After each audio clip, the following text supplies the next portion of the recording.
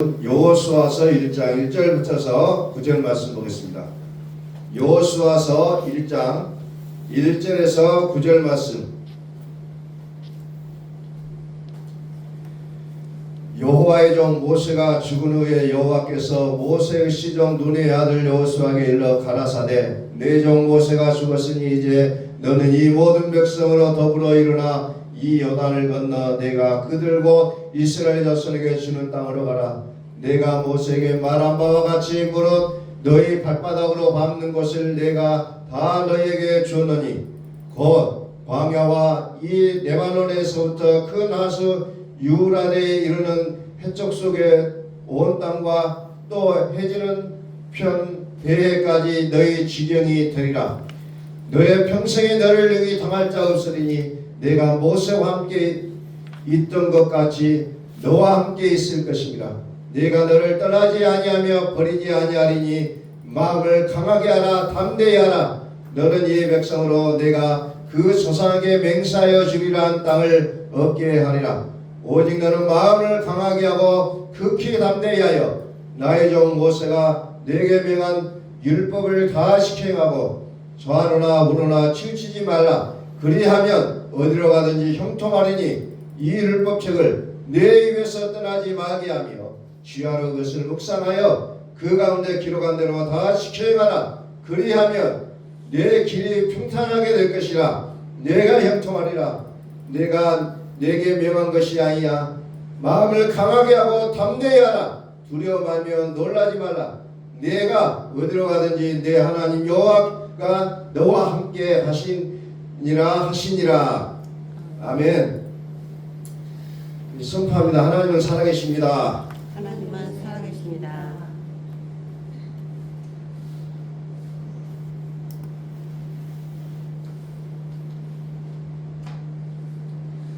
자, 우리가 잠을 자는 동안에도 우리의 몸은 계속 일을 하고 있더라고요. 오늘 아침에는 일어났더니 싼 이제 좀 머리가 아프고 그러더니 하여튼 뭐가 찝찝하고 이제 그 전달하려고 했던 말씀들을 이제 그 말씀을 또 그대로 해야 되겠다 생각했는데 오늘 아침에는 좀 다른 내용으로 좀 접근이 되더라고요. 그래서 이제 몸이 좀 좋지 못하다는 생각을 가지고 이제 일단 와서 근데 이제 속에 그 독이라는 게 굉장히 많이 쌓여 있더라고요. 그래서 이제 오늘 아침에 이제 그런 부분들 좀 해결을 하고 나니까 몸이 이제 정상적인 모습으로 이제 돌아오고 있어요. 그래서 우리 몸에서 이 독이라는 것이 차게 되면 우리 몸은 질병이 올 수밖에 없잖아요. 우리 몸이 그래요. 그런데 우리는 이 몸만 생각해요. 몸은 독소가 쌓인다라고 생각하는데 우리의 영은 그것을 생각하지를 못하고 산다는 거예요. 우리 몸에 독소가 쌓이니까 무엇을 주셔요? 말씀을 주신다는 거죠. 이 말씀을 통해서 너의 영에 들어있는 이 독소를 빼라는 거예요. 빼내라는 겁니다. 성경에서 그것을 어떤 단어로 표현하냐면 회개하라 그러잖아요. 회개하라. 빼내야 된다는 거예요. 안 빼면 독이 가득 차 있어요. 우리의 삶은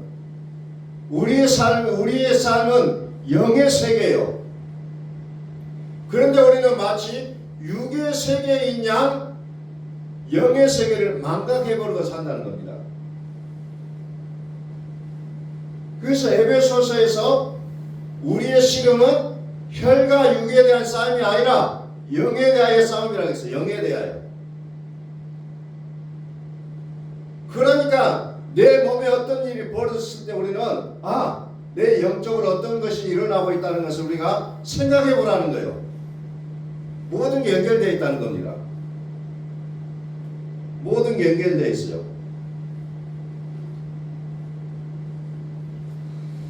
오늘 말씀에는 어떻게 보면은 모세가 죽은 후에 여호수아가 이제 그 지를 잇고 있어요. 그리고 여호수아에게서는 이게 절대절명의 이야기라는 겁니다. 이 말을 들어야만이 여호수아가 모세의 일을 대신할 수가 있어요. 그냥 너는 이제 모세의 후계자니까 그냥 이제 백성들을 이끌어야 된다라고만 끝내는 것이 아니라 구체적으로 설명해주고 있다는 겁니다. 내 종 모세가 죽었으니 이제 너는 이 모든 백성으로 더불어 일어나 이 요단을 건너 내가 그들과 이스라엘 자손에게 주는 땅으로 가라. 구체적으로 하나님께서 여호수아에게 이제 어떻게 해야 될까를 분명하게 소개한다는 겁니다. 분명하게 소개합니다. 쭉 소개해요. 그러면서 가장 중심에 있는 내용이 뭐예요? 내가 밟는 땅은 다 너에게 주겠다 이런 얘기를 하면서 가장 중심에 있는 게 뭐예요? 여호와의 율법을 가장 중심에 둔다는 겁니다. 가장 중심. 가장 중심에 왜? 율법이 다시 말해서 하나님의 말씀이 인생이 살아가는 데 있어서 가장 중요한 얘기라는 겁니다. 그런데 우리는 뭐가 중요해요? 육을 살리는 일이 가장 중요하다고 생각해 버린다는 겁니다. 창세기 보면 우리의 육을 살릴 수 있는 방법을 얘기하죠. 뭘 얘기합니까? 먹는 것을 얘기하죠. 우리의 육을 살리기 위해서 먹어라. 뭘 먹어요? 정해져 있어요. 내가 모든 푸른 풀을 식물로 주겠다. 푸른 풀을 식물로 주겠다는 게 창세기 1장에 나온 게 그거예요. 그러면서 씨 가진 씨 맺는 모든 채소, 씨 가진 열매 맺는 모든 나무를 너에게 주어 먹게 하겠다. 이게 인간을 만드시고 하나님께서 최초로 먹을 것을 얘기하는 내용이에요. 그리고 나서 노아 홍수가 일어난 이후에는 무엇을 또 먹게 하냐면은 고기도 먹어라. 고기도 먹어라. 이렇게 이제 설명을 한다는 거죠. 그래서 사람은 나의 몸을 사람을 어떻게 살아야 모든 사람이 영원한 복을 받고 살아갈 수 있겠느냐라는 것은 성경을 보지 않으면 절대로 그 방법을 알아내기가 어렵다는 겁니다.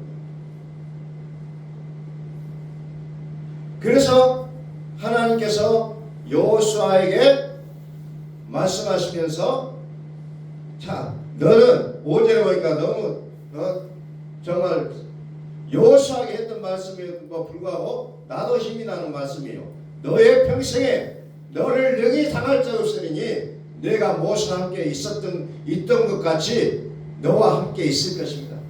내가 너를 떠나지 아니하며 버리지 아니하리라. 아멘. 얼마나 엄청난 말씀이에요 이게. 우리는 시청에 알고 있는 어떤 공무만 알고 있어도 그것을 자랑으로 여기는 그런 세상을 살고 있습니다.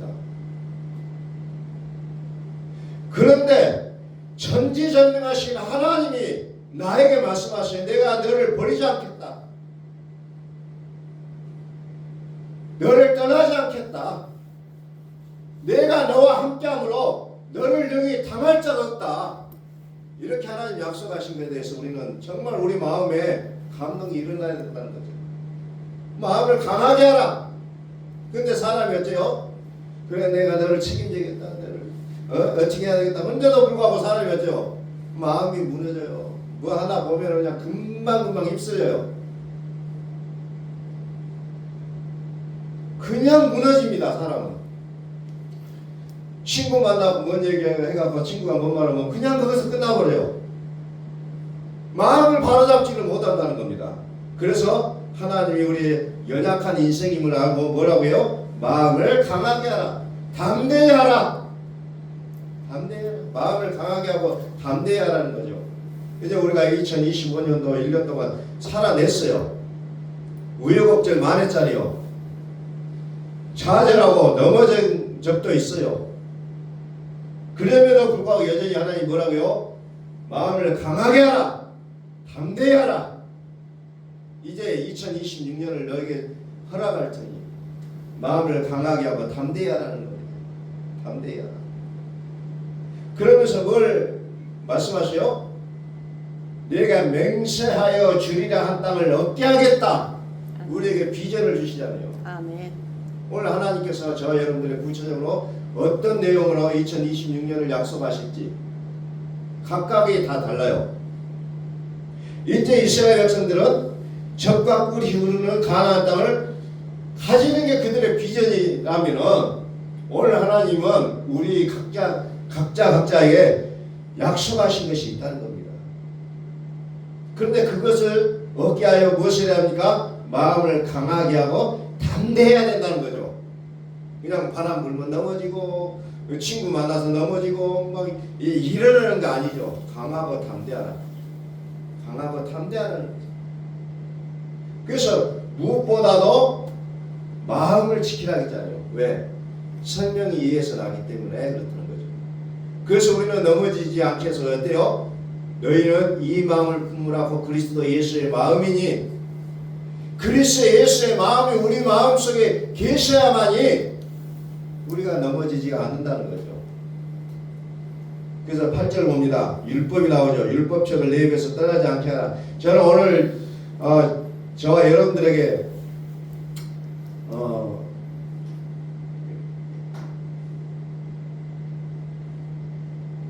좀 간절하게 좀 얘기하고 싶은 게 뭐냐면은 이 부분이요. 성경을 읽어야 된다는 건 다 알잖아요. 근데도 잘 안 읽어요. 그래서 성경을 읽을 때 우리는 옛날에 우리 어렸을 때 어르신들이 우리에게 책을 어떻게 읽으라 그러냐면 눈으로 읽지 말고 소리 내서 읽어라. 왜? 그것이 우리나라 교육의 방법이었어요. 그래서 옛날 서당에서 한문을 소리 내서 읽는 것이 들렸고, 저도 서당이라는 곳을 잠깐 다니면서 한문을 하늘, 천, 땅, 지 이렇게 소리 내서 읽었어요. 근데 이 교육법이 너무 좋은 거였다는 거죠. 내가 읽고 내가 듣고 또 내가 삶 속에 적용하는 거죠. 이것이 요한계시록이 뭐라고 나와요? 너희는 이 예언의 말씀을 읽는 자와 듣는 자들과 그 가운데 기록한 것을 지키는 자들이 복이 있다, 이렇게 말씀하고 있어요. 그래서 내가 소리 내서 성경 읽는 것과 눈으로 그냥 읽고 넘어가는 것과는 완전히 달라요. 그래서 아침, 저녁으로 주야로, 그렇죠. 주야로 소리 내서 성경책을 읽는 그런 새해가 됐으면 참 좋겠다는 생각이 들어요. 좋을 뿐만 아니라 그렇게 해야 된다는 거예요. 아침과 저희가 아무리 바빠도 아침에 일어나서 성경을 읽고 저녁에 주무시기 전에 성경을 읽으라는 거예요. 그것도 소리 내서 읽으라는 거예요. 그래서 내가 성경을 읽고 내가 들으라는 거예요. 그래야 그 하나님의 말씀이 내 마음 안에 새겨질 수가 있다는 거예요. 그래 눈으로만 지나가면 금방금방 끝나버립니다, 사실은. 그래서 이것을 좀 더 강하게 하신 분들은 어때요? 암송까지 해버리잖아요. 암송까지. 그런데 암송이라는 것은 실제적으로 내가 소리내서 읽고 하다 보면 암송은 자연적으로 또 되어지는 부분들이 나오더라고요. 그래서 주야로 아침과 저녁으로 성경을 소리내서 읽자는 거죠. 여기서 창세기 1장 1절을 시편 1편을 아침에 소리내서 읽어요. 그것을 한 번만 읽고 끝내버리는 것이 아니라 한 달 동안 계속 읽어도 상관없어요. 3일 읽어도 상관없고 계속 읽어요. 또 저녁에 또 읽어요. 그래서 그 말씀이 나의 마음속에 들어와야 된다는 거예요. 그냥 글씨로 글씨구나, 글씨만 읽는 게 아니라 말씀이 내 안으로 뭐하고 이 말씀이 나의 그림까지도 그려진다는 겁니다. 계속 읽고 묵상하고 하면은 그 정도로 되어져야 말씀이 살아 움직인다는 거죠. 살아 움직여요. 그래서 하나님께서 모세가 죽은 이후에 여호수아에게 강력하게 얘기하는 게 그거예요. 이 율법책을 네 입에서 떠나지 말게 하며 주야로 그것을 묵상하여 그 가운데 기록한 대로 다 지켜 행하라. 그리하면 내 길이 평탄하게 될 것이라. 네가 형통하리라. 우리 한국 사람들은 만사형통 너무 좋아요. 예? 새해가 되면 만사형통 만사형통 단어를 너무 좋아요. 근데 이 형통이라는 말이 무슨 말일까요? 성경의 원어로 보면 형통은 사칼이라고. 사칼. 이것은 무슨 얘기냐면은 창세기 48장에 보면은 야곱이 요셉의 아들들에게 축복을 하는 장면이 나와요. 이제 이것이 보면 성경에 나오는 최초의 안수 축복기도요. 근데 이 야곱이 축복기도를 하는데 요셉의 아들은 므낫세, 에브라임 그래요. 근데 므낫세가 큰아들이고 에브라임이 둘째 아들이니까 므낫세가 자연히 오른손을 얹고 에브라임에게 왼손을 얹고 축복기도를 해야 될 것인데 이 영감이 노망을 했는지 바꿔요. 에브라임에게 오른손을 얹고 므낫세에게 왼손을 얹어서 축복기도 하면서 순서를 바꿔버립니다. 근데 이게 노망이 든 게 아니고 하나님의 뜻이요. 그래서 교차하여 이렇게 안식기도를 했던 것을 뜻하고 있는 게 형통이라는 단어가 교차한다는 거예요. 교차한다. 그리고 또 이 말의 뜻이 무슨 말이냐면 분별하다는 겁니다. 분별하다. 그러니까 하나님의 말씀을 읽고 묵상해야만이 이스라엘 백성들을 분별 있게 지도할 수 있다는 거예요. 내가 어떤 일이 벌어졌을 때 내가 이것을 이렇게 하면 좋겠다 저렇게 하면 좋겠다 라는 기준을 어디에서 우리가 가져야 되느냐? 하나님의 말씀으로 그 기준을 찾으시라는 거예요. 근데 우리는 뭐예요? 나의 경험, 무조건 달려가요. 나의 경험이 그렇다, 나의 생각이 그렇다, 이걸로 가려고 하니까 어때요? 하나님이 예배하신 복을 우리는 지나쳐버리고 마게 된다는 거죠. 그렇게 되니까 하나님은 우리의 삶의 기준에 무엇을 둬요? 하나님의 말씀을 기준으로 삼으라는 겁니다. 하나님의 말씀을 기준으로 두라. 하나님의 말씀. 그것을 이제 오늘날 같으면 대통령에게, 미국은 옛날부터서 대통령을 선사할 때 성경책 손을 얹고 대통령에 대해서는 선포하고 있는 내용이 나와요. 그런데 우리나라는 그렇지는 않지만, 그런데 지금으로 말하면 대통령에게 너는 하나님의 말씀을 등한히 여기지 말고 계속해서 주야로 묵상하면서 그 말씀을 가지고 국민들에게 선정을 하라, 그런 내용이에요. 사실상 그런 내용으로 이제 하나님께서 여호수아에게 말씀하고 있는 내용이라는 겁니다. 그래서 이 여호와의 말씀이 기준이 된다는 거예요. 기준. 너의 경험이, 너의 생각이 앞서는 것이 아니라 하나님의 말씀을 앞에다 두라는 거예요. 이것이 하나님께서 명령하신 내용들이라는 겁니다. 그래서 시편 1편에도 뭐가 나와요? 복 있는 사람에 대해서 나오잖아요. 복 있는 사람. 복 있는 사람이 어떤 사람이야? 1절부터 쭉 나오죠. 악인의 길을 쫓지 아니하며 죄인의 길에 서지 아니하며 오만한 자의 자리에 앉지 아니하고 뭐요? 오직은 하나죠. 하나. 여호와의 율법을 지구하여 그 율법을 주야로 묵상하는 자로다. 주야로 묵상하는 자로다. 여호수아 이게 하나님 말씀하신 것과 똑같잖아요. 주야로 묵상하는 자가 복이 있다. 복이 있다. 그래서 이 말씀을 가까이 하고 그 말씀을 읽는 자의 삶이 어때요? 말씀을 읽는 자와 듣는 자와 지키는 자는 복이 있다. 어떤 복이 나와요?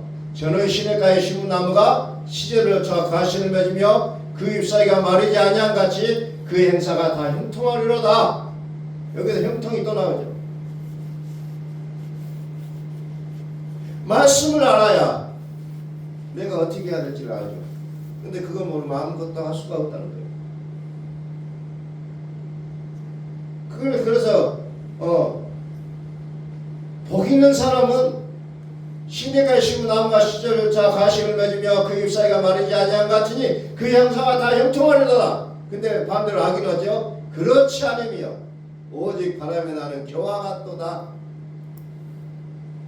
아무런 복이 없다는 거예요. 아무런 복이 없다. 그래서 우리가 세상을 살다 보면은 악인이 잘 되는 것 같기도 하고 정말 그런 모습이 너무너무 잘 비치잖아요. 그럼에도 불구하고 10편 30편에 보면은 부러워하지 말라 그래요. 부러워하지 말라. 결국 그들의 삶은 어때요? 악인의 길은 망한다 그러잖아요. 망한다. 멸망하는 거예요. 아무리 잘되게 보이는 것처럼. 그것이 우리 역사 속에서 누누이 나와있던 그런 사실들 아니에요.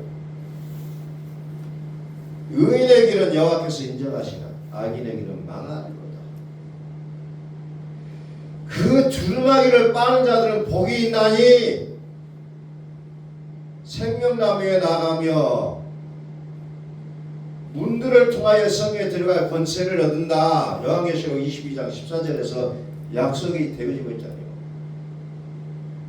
창세기에 에덴 동산이라는 것이 나오는데 그 에덴 동산은 딱 두 가지가 가장 중심에 있어요. 생명나무와 선악을 알게 하는 나무. 이제 그것을 통해서 하나님과 인간의 관계를 설정해 놓고 있는 모습을 보입니다. 그래서 이 선악을 알게 하는 나무와 또 생명나무가 요한계시록까지 쭉 스토리가 이어지잖아요. 에덴 동산에서 여러분들이 보실 것은 아담과 하와도 있지만 또 동물과 어떤 많은 것들이 있지만은 그러나 그 중심에 생명나무와 선악을 알게 하는 나무를 보셔야 된다는 거예요. 그것이 요한계시록까지 쭉 이어지기 때문에 그래서 그 의미를 바르게 아는 자가 이제 돼야 된다는 거죠. 그러면서 하나님의 말씀의 역할이 뭐냐? 어떻게 분별한다 했잖아요. 분별한다. 형통한다. 그래서 요한복음의 15장 우리가 저번에도 봤던 말씀처럼 가시를 맺지 아니하는 가지는 아버지께서 이를 제버리겠다 그랬잖아요. 제버리겠다. 무릇 가시를 맺는 가지는 더 가시를 맺게 하려 하여 깨끗하게 하시느니라. 여기 보니까 제버린 것과 깨끗하게 한다 두 가지가 나오고 있어요. 재버린다는 건 뭐예요? 재버린다. 아이로라고 표현되어 있는데 들어 올린다는 거죠. 들어 올리다. 가지를 들어 올려. 또 깨끗하게 한다는 것은 카다이로로 해서 청소한다는 거예요. 청소한다. 그래서 가설을 해보신 분들은 아시겠지만 정정이라는 그런 작업을 해요. 겨울에. 지금 하죠. 지금. 나무 가지를 좀 잘라내고 또 나무가 열매가 맺지 않는 나무는 많이 잘라버려요. 그래야 그 다음에 열매가 잘 맺는다는 겁니다. 잘라버려요. 들어올리고 잘라버리고. 그래서 이런 나무, 포도나무를 통해서 하나님은 정리정돈이라는 것을 말씀하고 있잖아요. 가지도 치고 때로는 벌레도 잡아주면서 열매를 많이 맺게 하는 그 작업을 하신다는 거죠. 다시 말해서 하나님의 말씀이 우리 인생에 어떻게 보면 정리정돈 같은 그런 역할을 하고 있다는 거죠. 잘못된 길로 가면 바르게 가게 하고 불의를 행하면 의로 교육해지고 이것이 디모데후서 3장 16절에 나와 있는 내용이잖아요. 모든 성경은 하나님의 감동을 된 것으로 교훈과 책망과 바르게 함과 의로 교육하기에 유익하다. 하나님의 말씀이 내 인생을 깨끗하게 한다는 거예요. 깨끗하게 해준다는 거예요. 그래서 온전케 한다. 이는 이렇게 이제 모든 성경에 하나님이 감동을 내서 교훈과 책망과 바르게 함과 의로 교육하는데 그래서 어떻게 하냐? 하나님의 사람을 온전케 만든다는 거죠. 온전케 하다. 이 말을 준비시킨다는 거예요. 다시 말해서 우리가 세상을 이길 수 있는 길은 하나님의 말씀으로 준비된 자만 이겨낼 수가 있다는 겁니다. 준비된 자만이. 그래서 내가 그리스도인이다. 내가 하나님의 약속의 자녀라고 우리가 말할 수 있는 것은 그냥 예배당에 나왔기 때문에 그런 말을 할 수 있는 것이 아니라 하나님의 말씀에 통치를 받아야 된다는 겁니다. 그래야 내가 하나님의 자녀가 되는 거예요.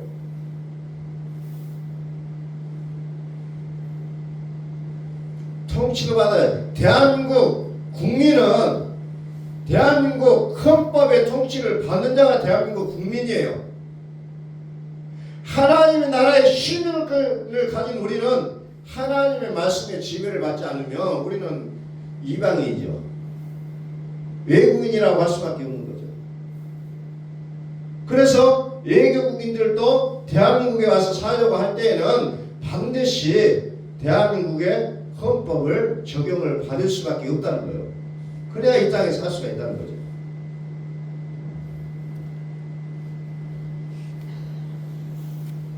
우리를 준비시키고 안전케 하신 그리스도, 믿음의 주여 온전케 하신 예수를 바라보자는 거죠. 바라보자. 그분이 살아왔던 것을 보자는 겁니다. 십자가를 지신 그분의 모습을 보면서 내가 지금 현재 내가 어떻게 살아가야 될 것인가를 우리는 분명히 알아가자는 거죠. 우리는 믿음을 갖고 싶기를 다 소원하고 있어요. 그러면서 믿음을 갖고 싶어서 교회도 나와요. 찬양도 해요. 기도도 해요. 그런데 정작 중요한 게 뭐예요? 믿음은 들음에서 난데 뭘 들어야 되냐? 그리스도의 말씀을 들어야 된다. 로마서 10장 17절에서 말씀하고 있잖아요. 그리스도의 말씀을 듣지 않으면 헛방이라는 거예요. 아무리 기도 많이 하고 아무리 전도 많이 하고 아무리 좋은 일을 많이 한다 할지라도 그리스도의 말씀을 듣지 않으면 안 되게 되어 있다는 거예요. 그런데 성경은 그리스도는 비밀이라고 했으니 들어도 들리지 않고 봐도 보여지지도 않고 이러니까 좀 식상하게 한다는 거죠. 왜 이렇게 어려울까? 좀 알았으면 좋겠는데 왜 이렇게 어려울까? 비밀로 되어 있고 또 하나는 지난 시간에 말씀드렸듯이 가려버린다 이제 가려놨다는 거죠. 그래서 안 보여요. 그래서 귀 있는 자는 성령이 교회들에 가시는 말씀을 들을지어다. 들어야 된다는 거예요. 절대적으로. 그리스도께서 교회들에 가시는 말씀을 들으라. 그래야 이기는 자가 된다는 거죠. 이기는 자가 됐을 때 하나님께서 에덴 동산의 생명나무의 열매를 먹지 못하게 지키게 했는데 그 생명나무를 먹게 하겠다고 약속했잖아요. 생명나무의 과실을 주워 먹게 하자. 주워 먹게 하자. 이것이 하나님께서 우리에게 약속한 내용들이라는 거죠. 다시 이제 말씀을 좀 정리합니다. 성경을 소리내서 읽자는 겁니다. 주야로. 오늘 한번 읽었으니까 듣지 아니가 주야로 읽고 내가 평소에 생활하면서 일을 하면서 내가 읍졸이라는 거예요. 읍졸이라 다시 말해서 소가 풀을 잔뜩 먹어놓고 이제 다리 접고 이제 그걸 누웠다고 해야 되냐 어째야 되냐 짐승들은 그걸 누웠다고 해야 된가요? 다리 접고 이제 하여튼 그 사람으로 보면 앉아 있는 것과 같은데 누워 있다고 표현하기요. 소가 누워 있으면서 뭐예요? 되새김질하잖아요. 되새김질. 오늘 우리도 마찬가지예요. 하나님의 말씀 아침에 있고 복 있는 사람은 이렇게 살아나겠다고 내 말로 계속 읍질을 하는 거예요. 계속 읍질을 하고 복 있는 사람이다. 계속해서 그냥 불평 불만 뭐가 어쩌고 저쩌고 그런 거 말할 시간에 복 있는 사람 악인의 길을 걷지 아니하고 죄인의 길에 서지 거만한 자리에 앉지 아니하고 뭐 계속해서 시부리라는 거예요. 그 사람이 복이 있다는 거예요. 세상에서 말하는 성공하기 다른 게 있는 게 아니라 하나님의 말씀을 매 순간순간마다 되새김질하고 선포하고 이런 사람, 이것을 되새김질한다. 이것을 묵상하는 자라고 얘기하고, 묵상하는 자, 선포하는 자가 세상에서 말하는 성공에서 보면 성공자라는 거예요. 그 길을 하나님께서 탄탄대로 그 길을 무슨 일이든지 이루게 하신다는 거예요. 이미 이루었다. 이미 이루었다. 이루어가는 과정이 아니라 하나님이 이미 이루었다고 말씀하시고 우리로 하여금 이미 이루었다고 선포하기를 원하신다는 거예요. 하루 종일 말씀을 되뇌이고 계속해서 그리고 성탄 감사 예배를 드리면서 제가 감사일기를 얘기를 했죠. 저녁마다 조금 그런 것들도 좀 기록을 했으면 좋겠어요. 나는 이런 것이 감사하다. 이런 것이 감사하다. 아직 안 된 것도 감사를 해야 돼요. 지금 나는 되면 감사하겠다. 안 될 확률이 높아요. 그냥 감사. 나의 기도 제목을 적어놓고 하나님 나의 이런 일을 이루어 주시면 감사합니다. 지금 감사를 해야 돼. 지금. 나는 이거 되면 감사하지 늦어버린다니까요. 지금 감사해. 지금. 성경은 지금을 굉장히 강조해요. 지금. 내일 어떻게 될지 우리가 어떻게 알아요? 지금 감사하는 거예요. 지금. 그래서 좀 그것을 이제 매일 저녁 한 가지든 두 가지든 세 가지든 뭐 10가지든 적어보자는 거예요. 역시 적는 자가 적자선정이라고 해요. 적는 자가 성공한다는 거예요. 적는 자가 하나님의 사랑을 받을 수밖에 없다는 거예요. 적어야 된다는 거예요. 적고 보고 읽어보고 그러면서 하나님께서 나에게 약속의 상속자로서 이렇게 이것을 원하고 계시구나. 우리가 그것을 생각하자는 겁니다. 구체적.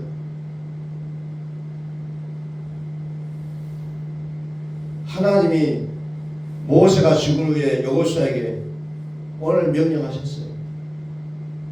좌로나 우로나 치우치지 말고 이 말하니까 그냥 좌익으로 우익으로 그냥 우파 좌파로 치우치지 말고 이렇게 해석하는 사람들이 요즘 또 많아요. 사람 사이에서 중도를 지키라는 말이 아니고 하나님의 말씀을 한쪽으로 치우치게 해석하지 말고 바르게 해석하라는 거예요. 근데 자꾸 이것을 인간 속에 끌어다 놓고 막 그냥 정치적으로 물론 막 해석해버리는 그런 잘못된 우려를 범하고 있는데 하나님의 말씀을 해석할 때 한쪽으로 치우치게 해석하지 말고 그리스도 중심으로 해석하라는 거예요. 그리스도 중심으로. 그게 좌로나 우로나 치우치지 말고 그 말이에요. 근데 하도 우리 그리스도인들이 그냥 다른 데다 적용을 많이 해버려서 그러는데 그리스도의 말씀으로 모든 것을 보시라는 거예요. 그리스도의 말씀. 그래서 이 시대에 살아계신 하나님의 말씀으로 우리가 온전하게 능히 이기는 자들 되시기를 예수 그리스도로 축원합니다. 아멘. 기도하겠습니다.